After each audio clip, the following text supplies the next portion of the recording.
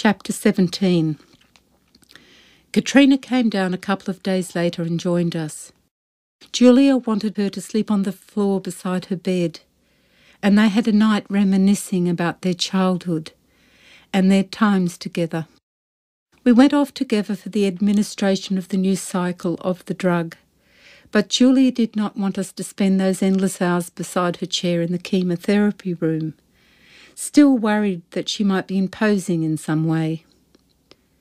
The only thing that satisfied her was that Katrina and I took the train to the shops and came back with new clothes for Emma and Ella, as well as some for ourselves. We were also under instructions to buy presents for Jim and Bernadette, and there had to been a lot of discussion about the most suitable gifts. Katrina was torn between having to get back on that plane and her love for her sister. I'm glad I was there. The thought of leaving her would have been unbearable. But she was still making plans for a flat for the future, and there was even some talk for a while of a granny flat in the street in which we were staying. But that was all it was, and for the moment we were safe where we were. Frustrations lay in the lack of any explanation from the people conducting the trial. They looked at the beasts and conducted their monitoring and sent her for scans, but there was never any comment on her progress. There was no gauge for us, and clearly the tumours were not shrinking.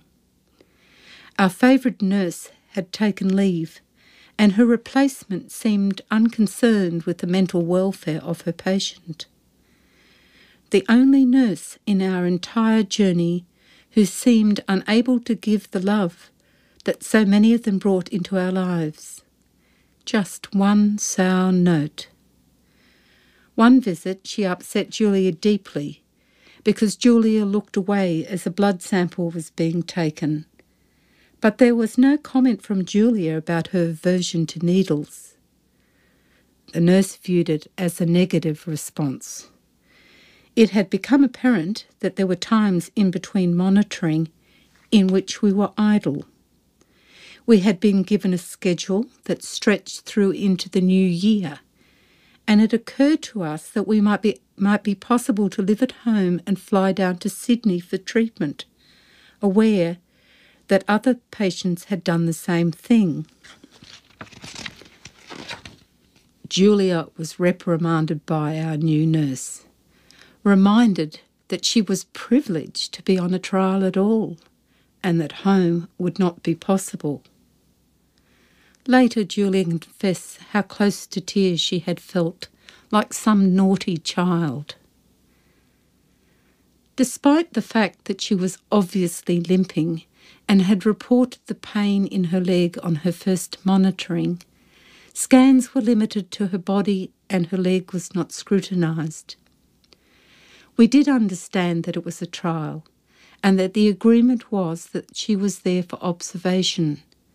However, we only dealt with the nurse who reported her findings back to the doctors. Back at our house, I photographed the beasts on my mobile phone so that Julia could see what was going on. She sent the photos to Jimmy for comment, but he could not judge their size without a scale to measure them by, and suggested I take another photo beside a 50-cent coin. She balked at the idea, deciding to leave the beasts out of her own view. There were no more trips to the city, and in fact Julia became reluctant to leave the house unless on a medical appointment. We would sit on the veranda that faced the back courtyard, smoking our cigarettes, but she had no interest in the outside world. The leaves of the trees were ablaze with the colours of autumn, but she was untouched by their beauty. Colleagues from school had sent a whole collection of videos, and sometimes she felt well enough to watch them. I watched a couple with her, but only to keep her company. But a phone call from a friend would dissipate the world in which we were living, her voice strong and confident as she underplayed her situation, taking just another call in her busy social life. Only her family was really privy to any anxiety or tiredness in her voice.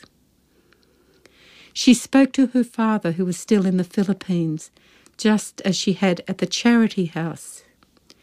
He wept on the other end of the line, but she shielded him from any of her concerns, carrying him as she always did.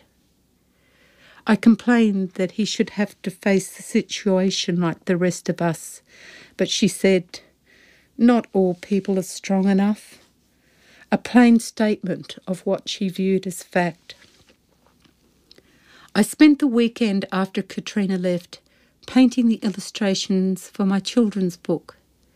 There had been no room to work at the charity house, and now I had a space that could have been custom made. She was happy with that, knowing how absorbed I was in the art. She slept most of the time, but appeared intermittently to show her approval and to float in the bath. But most of all, she wanted to go home, and so we decided that indeed we would. We would go for just a few days between treatments, despite the thought of that car journey.